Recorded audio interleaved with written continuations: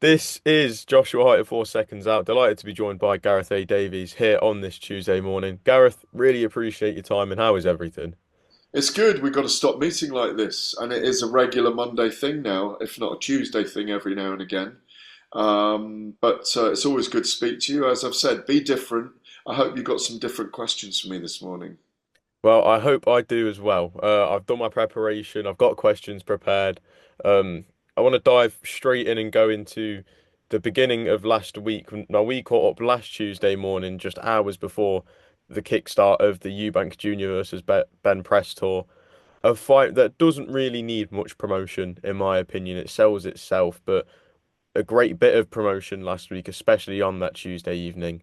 We'll dive right into the deep end of it all. They get into the face-off, and Chris Eubank Jr. mysteriously pulls out an egg from his pocket and whacks it across Conor Benn's face. What was your immediate reaction to that and your thoughts on it? Well, I thought it was a bit of disgrace at the time, in the moment, and I'm on record as saying so, and not everyone's happy about that. But I thought it was a disgrace, even though it massively accelerated the excellent fight that we are all excited about, not least Eggy Hearn, who went in on Chris Eubank. Yeah, obviously all the egg puns and all the egg innuendos. Have come out in force since then. I mean, even Conor Benn finds them funny. I think I know that in the background he finds them quite funny. He was obviously very angry at the time to get egged by Chris Eubank. It spawned 6,000 headlines and it made the news, not just the sporting news. It created great anticipation about them coming together on the Thursday at Spurs. 130,000 people in the queue for those 70 odd thousand tickets. I think it'll do 1 million in pay per view buys. I think it's an enormous fight.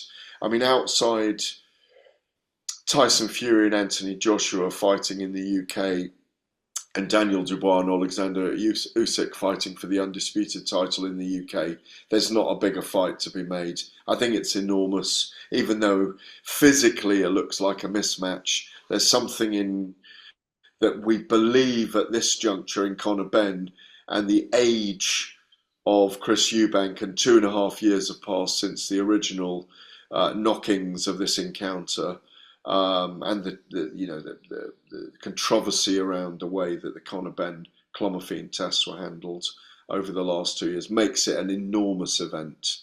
The rivalry between the fathers is something special in British boxing history.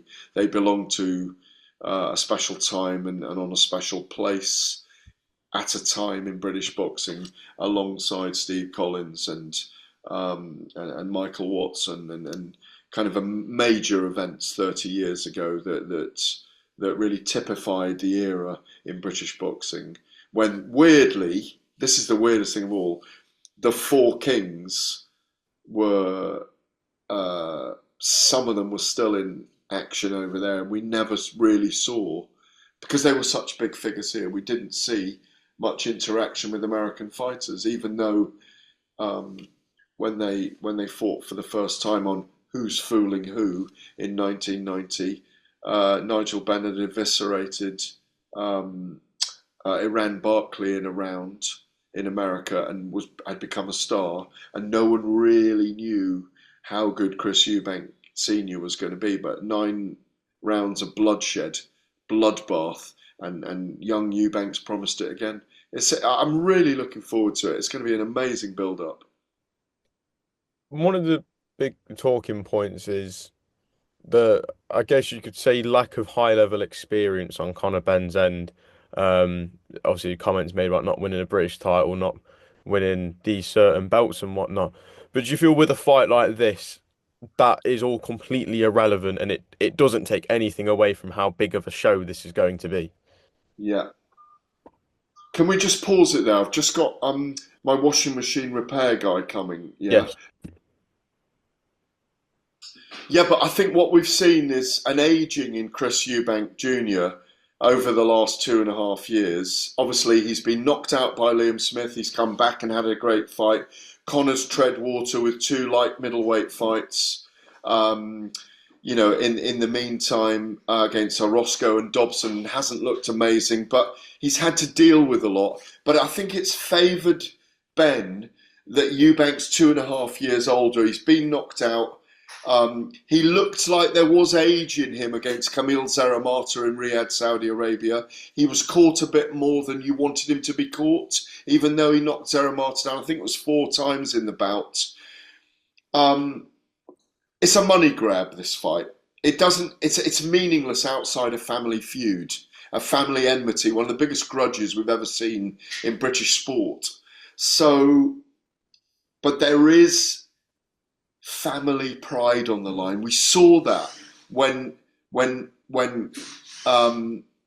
Chris Eubank Jr. said, "Nigel, you put your hands on my neck again like that, you won't get your hand back." Conor rose straight away, didn't he, at Spurs and said, "Don't you talk to my old man like that." We saw that bloodline feud at the time. The noise, by the way, in the background, I've got some works going on here in case it interrupts. But it's a closer fight now. But if you work in the sport a lot, if you're picking on that Conor Benn to win, you're picking on instincts rather than on facts. Eubank's a much bigger guy. Ben will be dangerous early. If Eubank can't get him out of there or doesn't look good against Ben's attacks, he might be late dangerous in the fight as well, Conor Benn, because Eubank does tend to get very relaxed in the office at times. If he's promising a bloodbath, fine. If they meet in the middle, fine. I just think it's going to be high drama no matter what happens, Josh. Ben Shalom did an interview with the Stomping Ground last week and called Eddie Hearn an emotional wreck. What did you Well, Eddie make? Hearn is an emotional wreck. We all know that, you know? Do you not No, think? it's not. He's game for anything. That's Ben Shalom trying to wind Eddie Hearn up, because Eddie Hearn winds Ben Shalom up the whole time. There's a rivalry there between two men who aren't that far apart in age, but Ben Shalom's still learning in the sport, and Eddie Hearn likes to put his foot in his neck whenever he's got an opportunity. And let's be honest, Eddie got owned by Chris Eubank at 2 press conferences, but he can take it. He took it when he lost in the 5v5 against Frank Warren.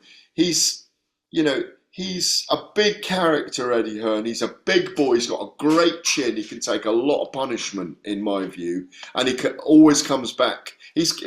I think, absolute nonsense. I think he's. I won't say he's the cockroach of boxing because you'll use that as a headline, because he's not what he is, because he's a very powerful figure in the sport. He's got massive self-belief. He's so driven. No, I don't believe that for an instant.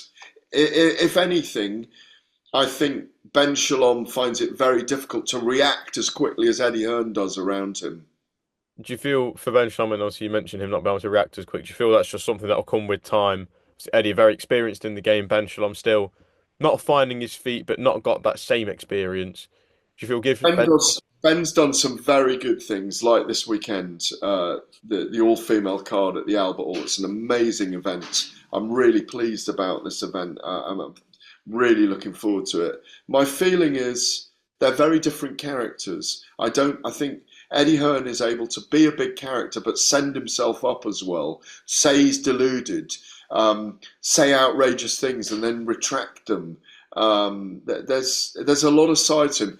Eddie Hearn has grown enormously in the last 5 years. Again, Ben and Eubank, the apple doesn't fall far from the tree. Same with the Hearns, the apple doesn't fall far from the tree. And as Barry rightly says, if he believed in reincarnation, he was able to come back. He'd come back as his son, Eddie Hearn.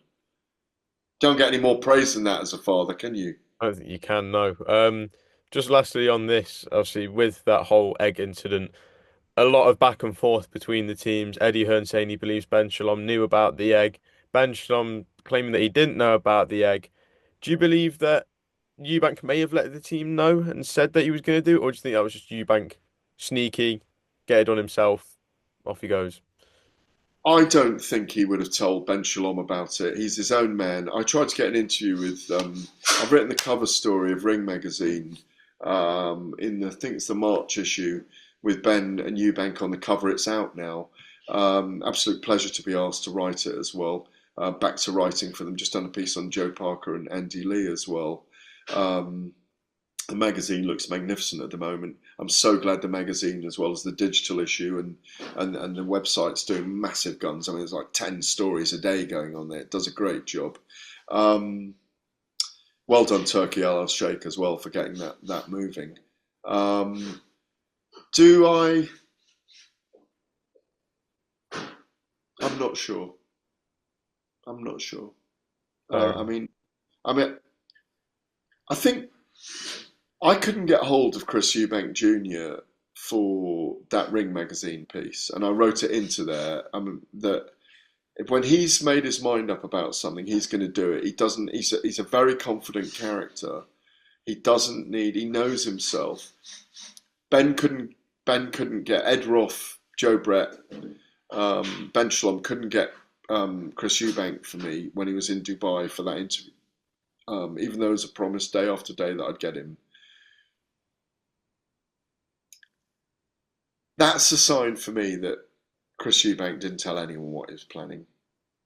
And I think in it, that's what I mean. He's his own man in that way.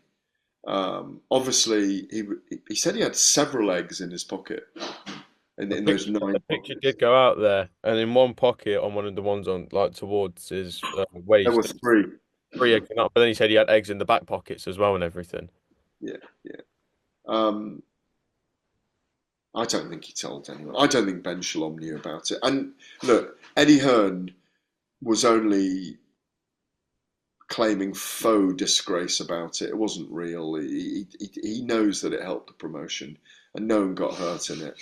So it worked for everyone, even though you can't condone it because you don't. If you condone it in our position, it only gets people to do more of those things when that shouldn't be happening. Really, didn't need it. Absolutely. You mentioned the Ring magazine at the start just then. Another show announced, and the start of Turkey going to these unique locations. First stop, Times Square in New York. A brilliant card has been put together. But before we talk about the card itself, what what are your thoughts on Turkey wanting to go to these out of the ordinary locations and take boxing to places that you would have never expect to see boxing? Yeah, I mean, look, I mean, Alcatraz has been mentioned. I've brought up Stonehenge since then to try and plant it in his mind. Um, it is amazing. I think we will see events under the Eiffel Tower if France is fitting. We will see it in extraordinary places. Times Square is one of those places that's iconic in itself in Manhattan. I do hope to be there the week after Ben and Eubank go at it. I think it'll be a great night. I'm already inviting people to come to Jimmy's Corner, a very famous boxing bar just around the corner from there. Jimmy's passed away now, and Jimmy was in the corner with the likes of Muhammad Ali and others in the past. It's a bar I've been going to for 27 years now, I think it is.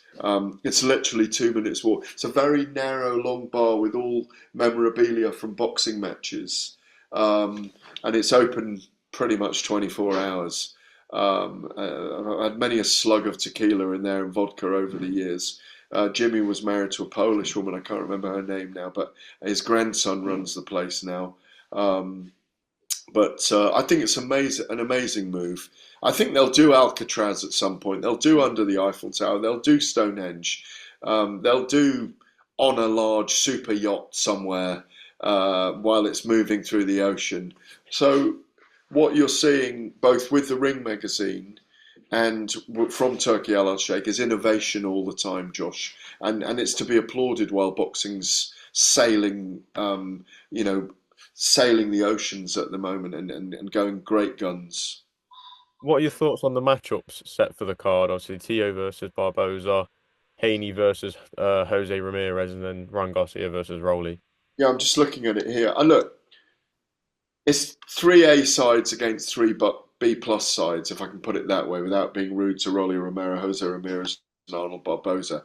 Poor old Jack Catterall. If he just squeaked another round or two, he would be there facing Tio Lopez in Times Square. And what a fight that would have been for British fans as well. And it's a shame because it's a very US Mexican-centric card in that sense, isn't it? The Honduran as well cards. Um, yeah, I mean, I think you'd favour Garcia and Haney to win that, and I suspect that Tio Lopez is there as the as the in the event that one of them loses, you get Tio Lopez against Haney or Garcia, which in itself is a great fight as well. I'm glad that Garcia and Haney are both fighting at welterweight. I think that's a good move. I think it's going to be at welterweight, Garcia and Romero, because I can't see Garcia making 140 10 stone anymore. He's got to make. He can't make the weight clearly. It's brilliant. It'd be 2,000 seats, I imagine. There, it'd be hard to get tickets. It'll do massive numbers in America. It's genius from Turki Alalshikh, and I'm really pleased about it. And I definitely want to be there. Absolutely. Obviously with the opponents in place for Haney and Garcia, while not A star opponents, but like you mentioned, B plus. Do you feel with them still being live dangerous opponents, there is a bigger element that could risk the postponement and delay of a rematch that has been targeted for a while now? Yeah, but we know that that's what they're heading towards. I mean, best laid plans often don't work in boxing, and we've learned to expect the unexpected. So, in some ways, we may get a different winner than we want, but it depends how one of them loses if they lose. I understand Haney wanted a warm up fight before he fought Garcia again, so that's fair enough. And he wants a fight at welterweight. I don't think he's fought at welterweight before, has he? So he wanted to do that step up. There's nothing wrong with Jose Ramirez, by the way, who's also going up to welterweight. If you remember, he had the undisputed fight with Josh Taylor. So look, it's a great little card. It's very special. May the 2nd, Times Square. Be there or be square. I think I'll hopefully be there myself. I think it'd be great to be out there. I'm sure everyone wants to. Looking back at some of the action from the weekend, it's only right we do a quick reflection. We'll start off with, I'd say, the biggest talking point of the weekend, the controversy surrounding, well, both of the big fights of the weekend, but we'll start with Tank. Um, Big moment in the fight where Tank seemingly took a knee, but the referee did not score it as a knockdown. Tank's excuse afterwards being that the grease in his hair went into his eyes. What are your thoughts on that whole fiasco there? Well, you can't call a timeout yourself as a fighter during a fight. Steve Willis, who's a great referee, was, I think, just taken aback and shocked. He could have disqualified him for the corner interference. He should have taken a point away for him taking a knee, because you can't call it yourself. He could have been in terrible trouble. But boxers can't do that. So he should have had a point deducted. I scored it 1 round to Roach anyway, and Roach would have won the fight as a result. He was a very subdued, very, very underperforming Gervonta Davis on the night. He didn't look that interested when he landed. He was countered. It was a very, very close fight. There wasn't a lot of action in it. You look at the round, punches landed and thrown. It was very, very tame fare, if you like. Gervonta can afford an off night. I mean, you look at since 2019. Yuriorkis Gamboa, Leo Santa Cruz, Mario Barrios, Isaac Cruz, Rolly Romero, Hector Garcia, Ryan Garcia, Frank Martin, Lamont Roach. I mean, you look at those guys, there's only, I think if you add them up, there's only 4 defeats that those guys had in over 150, about 150 fights. So people say he's flattered to deceive in some of his fights, but I'll be honest with you, I agree with that to a certain extent, because we need to see him in now with Vasyl Lomachenko, Shakur Stevenson, Tio Lopez, Keyshawn Davis, who else? He's fought Ryan. All these guys, Devin Haney, because these are the princes looking for the kingdom in America right now, and there's so many amazing fights. I've said it to you before. The four kings, Hagler, Hearns, Leonard, and Duran, fought 9 times against each other. When you put these 7 or 8 fighters in America together right now, you could have 15 fights between them all, and it is time for them to do them. Tank is the only guy on the outside of the Turki Alalshikh and Saudi Arabian investment in boxing with Al Heyman. Al Heyman and Gervonta are the only two big figures not involved at the moment, and I'd like to see them involved. So that's where I am with it all. In the aftermath of Gervonta Davis versus Lamont Roach Jr., it seems that the fight is going to be getting reviewed by, I believe, the New York State Athletic Yeah. Commission. What do you believe is the right thing to do in this? Rematch. Absolute rematch. Let Gervonta prove that it was an off night. Let Gervonta prove that he shouldn't take a knee. Give Lamont Roach a chance to prove that he is a better man than Gervonta in the second fight. You feel the decision should be overturned and it should get given a Lamont Roach win on a split decision? No, no. I think they should just rematch. The decision's been made now. Steve Willis made the decision in the moment. He's the sole arbiter in there. I think he was taken aback by it and reacted weirdly. Rather like in Belfast, Marcus McDonnell, I feel, overreacted in the Lewis Crocker Paddy Donovan fight when clearly Paddy Donovan, who he didn't favour all night, I've got to say, in the bout, was on the way to winning that bout and threw 2 punches after the bell in the 8th round. And he made a snap decision. By the book, was right. But in fairness, when you look at Crocker now going on, as Billy Nelson, his trainer, says, to fight for a world title for the IBF, I don't see it as right. They should rematch as well. Although Dave Caldwell made the point with me on TalkSport earlier that if Crocker does go on to win a world title, a rematch then with Donovan for the world title is enormous. So there's a positive that could come out of it. I know I've segued there to the other fight of the weekend, but 2 moments when referees made a decision, I thought McDonnell was very harsh on Donovan, even though he was right by the book. Like you said, you have segued us nicely into my next talking point. Just one other thing on Marcus McDonnell. A lot has been made of his positioning at the time of the illegal shot Yeah, yeah. and not being stood close by enough to the action, especially with how little time was left in the round. Do you feel if he was stood closer to the action in that moment, we wouldn't have His seen arm would have come in. shots? Yeah. Yeah. Well, he wouldn't have disqualified him because he'd have either stopped him or he'd have been there in the moments of the action. Because Donovan wasn't deliberately throwing after the bell. He was. I thought he was in the motion of doing it. 2 punches, weren't there? And I don't think Crocker milked it. I think he was hurt at the time.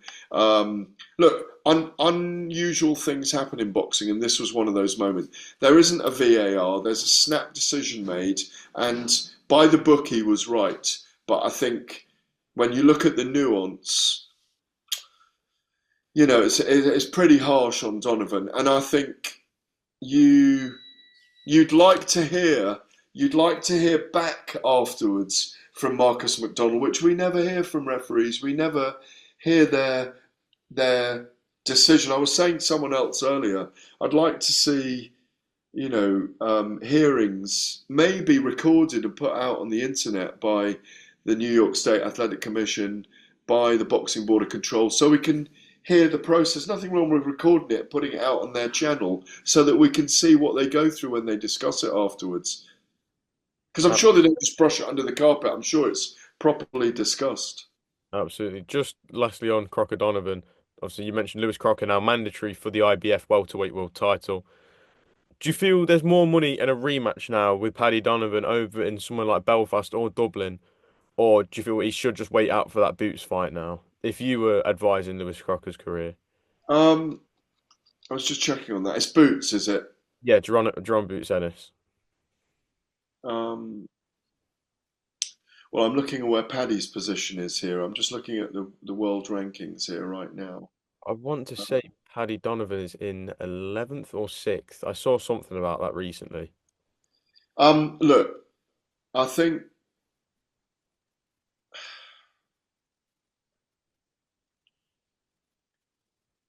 Crocker is also sixth for Aimantas Stanionis, WBA as well, by the way. I know that's not where they're going at the moment.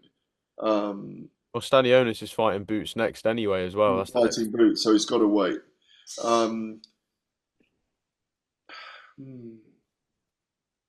He's seventh as well with the WBO, Brian Norman Jr. Look, Billy Nelson has said they're going to do the world title fight first, and he's advising him. Funny was Billy and Andy Lee, Bacoli and Joseph Parker. Obviously, one man quite happy with the outcome, even though he was saying it's not fully satisfactory, but we're going to go ahead and do the IBF. I think I don't think he beats Boots Ennis. I think Boots Ennis beats Stanionis anyway. Um, and I don't think he beats Boots Ennis. So it's not a bigger fight after he's been beaten by Boots Ennis. So I think it's a bigger fight to rematch now. They could do it. They could do it in a bigger venue if there is a bigger venue available. Um, and I think there's so much interest in that. They could almost do a pay-per-view, couldn't they? Um, like a cheap pay-per-view, couldn't they? Like for a tenner.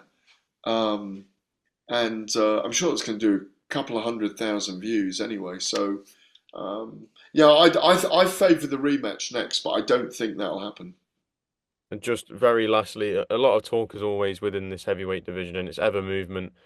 Just one thing that I've started thinking about over the last week myself is in that build up to Dubois versus Parker, Eddie Hearn was out there a lot saying we're going to wait for the outcome of that to see what we do next with Anthony Joshua. So we never saw Dubois versus Parker. Um, a lot of talk about Usyk Dubois next. So I'm going to push this fight to you. Do you feel it could be a great double card that Turkey could do? Usyk Dubois undisputed for main event, and then Parker versus AJ as a little eliminator to go for that winner. Yeah, I do. Even though he's coming off a defeat, I think Anthony Joshua against Joseph Parker does work. I've spoken at length with Parker's team, Andy Lee, Spencer Brown, Frank Warren, who's got options on him, of course, and Joseph Parker himself in the last week and a half for a big story for Ring Magazine, as I mentioned. They feel like he got a double win in Riyadh. They felt like he'd beaten Bacoli and Dubois. That's what they feel as a team psychologically.